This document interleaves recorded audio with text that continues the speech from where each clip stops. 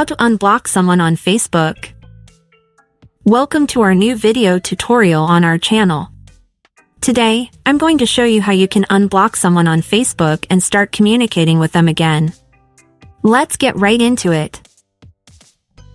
Open the Facebook app on your phone. Click on the profile icon in the top right corner of the screen. Then, tap on the Settings button here.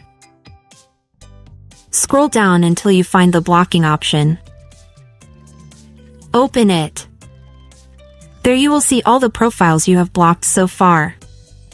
I only have one profile on my blocked list.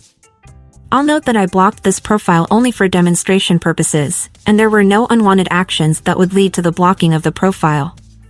To unblock a profile, you need to click on Unblock next to the profile name. A window will appear informing you that the unblocked profile will be able to contact you and see your timeline. If you still want to unblock the specific profile, click Unblock once more. And that's it. If you like our content, follow our channel where you'll find plenty of similar tutorials.